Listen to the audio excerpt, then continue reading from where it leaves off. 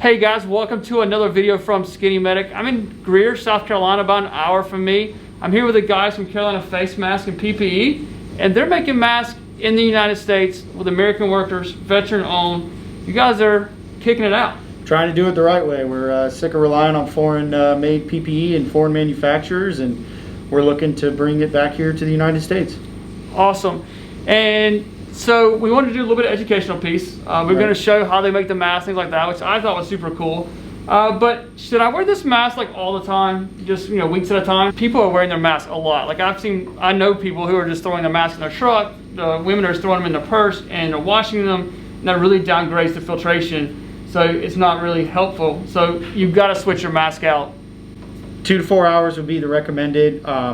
Obviously it varies on how you're using it, and every scenario is different, but I think that's what makes Carolina Face Mask a little bit more unique, is that not only in our boxes do they come with 50, but also they're actually sealed in stacks of 25. So they're actually, that way there is no odors that get into it. When you open our box, it is completely sealed, and that we can guarantee that quality right off the gate. And then it's up to the consumer to ensure that they have that 2 to 4 hour window to be safe. Awesome.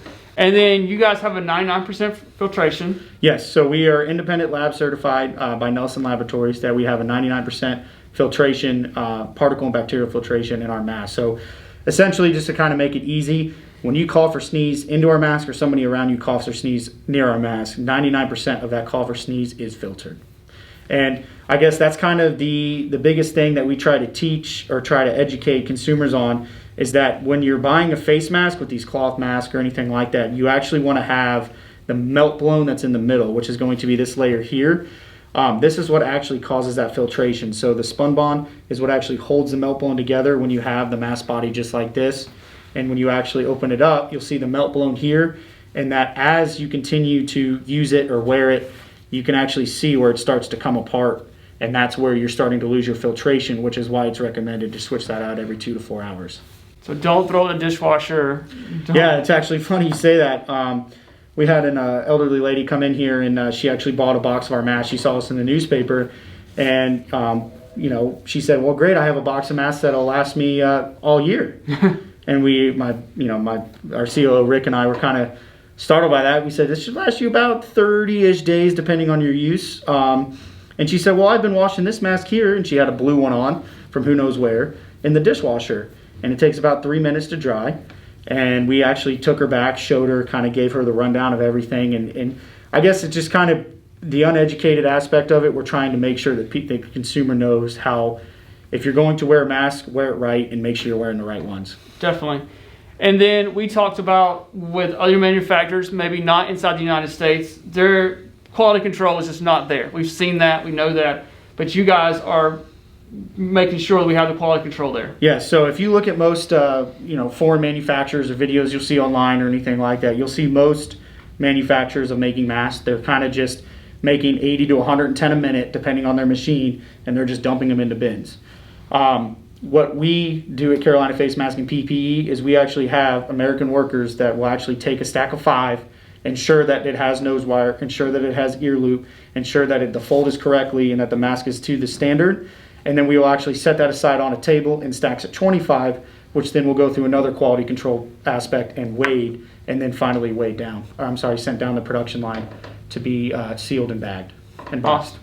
And that's my favorite part of here. Like I could watch that machine for a while. Like it's pretty cool to watch it. So we've got some video here to show you how it's made. So this is our production line here. As you can see, this is our raw goods, the spun bond and melt blown. The middle layer here is the melt blown. That's what actually causes that 99% filtration. As the raw goods are continued down the production line, nose wire is fed into it and cut into the mask body, which is ultrasonically welded. It's actually not heat, it's actually a vibration. As it continues down the line, it's cut, and that's what gives you the mask body here. The mask body is then fed onto the conveyor belt, which is onto a welder. It is then fed through the welder, and it's actually 4 horns that ultrasonically weld the ear loop on, which is what you see here. As it continues down the production line, they will be counted into stacks of 5, in which the quality control specialist will check to ensure that it has ear loop, nose wire, and that the fold is correct. Once he has that stack of 5, he will continue until he has 25, and then he will place it on a table to be thoroughly inspected, again, by another American worker.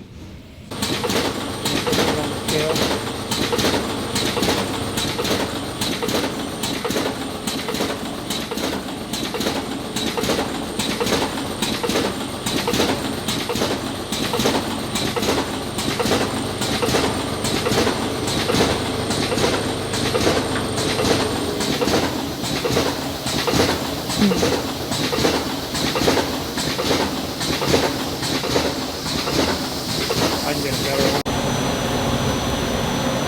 one. So you guys have verified lab results showing your product actually works, correct? We're trying to do it the right way, which I guess is the biggest aspect that sets us apart from other mass manufacturers. We have paid a lot of money to have independent lab testing to reach ASTM International F2100 standards, which is what we actually have here.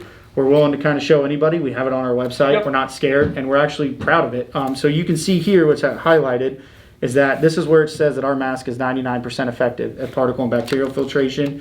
Going back to what Nick showed you, the delta P for the breathability. So not only are our masks met to where you can have a breathable mask, but it also guarantees that 99% filtration. And that's kind of what separates us apart from the foreign manufacturers and mass manufacturers, is that we are doing it the right way, and obviously with American workers and that American material.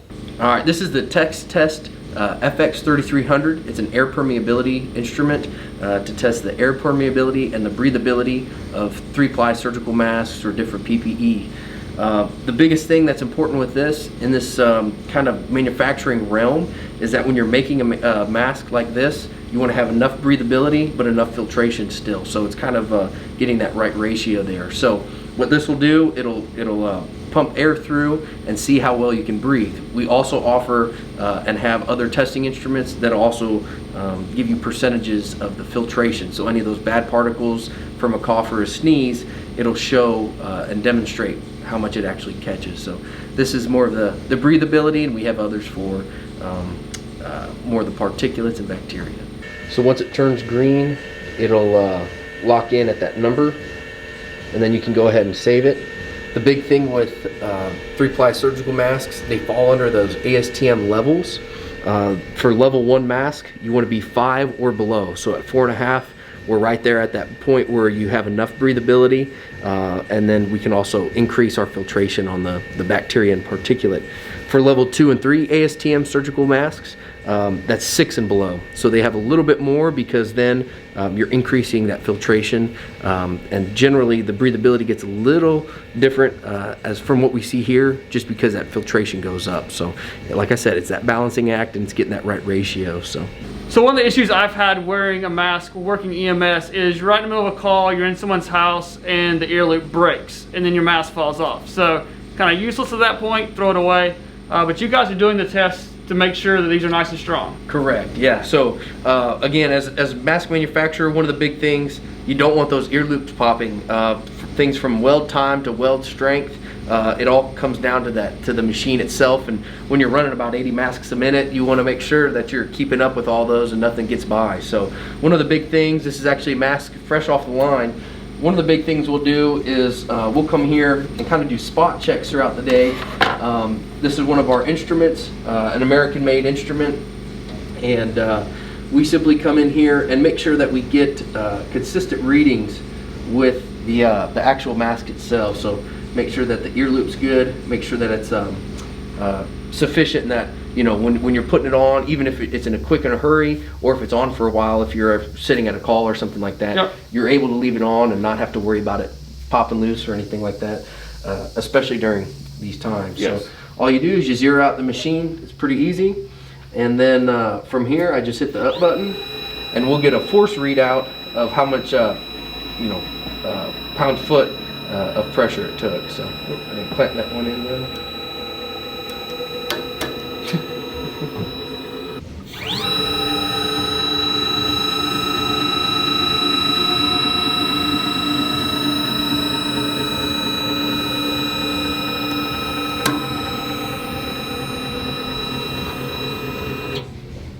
So here at Carolina Face Mask and PPE, another part that separates us from our competitors is that this mask here is actually the outer layer are identical. So you can wear our mask any way you want, and that it'll still have that filtration rate. So the proper way to wear a mask is you grab the ear loops here, you put it around your nose, or put it around your ears, and you actually seal the nose wire around your nose to get that form fit.